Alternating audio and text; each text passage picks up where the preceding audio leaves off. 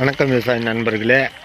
இப்போ இது ஒரு வருஷம் கண்ணு ஆகிப்போச்சு. நிறைய நண்பர்கள் என்ன பண்ணுறாங்கன்னா, அதாவது தண்ணி நிற்கிதுன்னா எதனா ஆகுமா அழிவிடுமான்னு. ஒரு வருஷம் சென்று எடுத்துனா அது எதுவுமே ஆகாது.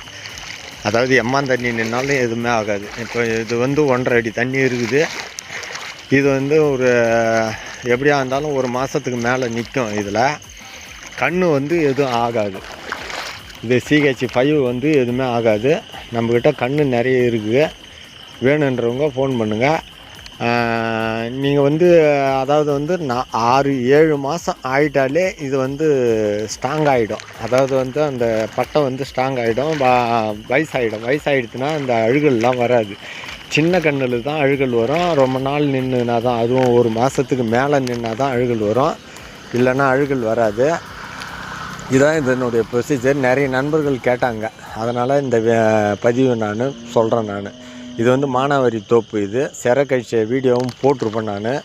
இந்த மாதிரி நாளில், மழை நாளில் இது தண்ணி வெளியில் போகாது.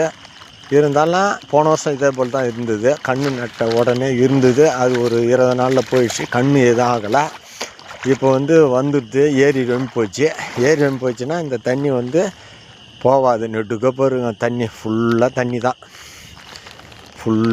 தான். இந்த கழனி ஃபுல்லாக இது 1.5 ஏக்கரும் ஃபுல்லாக தண்ணி பாருங்கள்.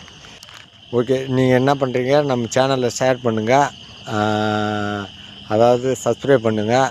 நன்றி, வணக்கம்.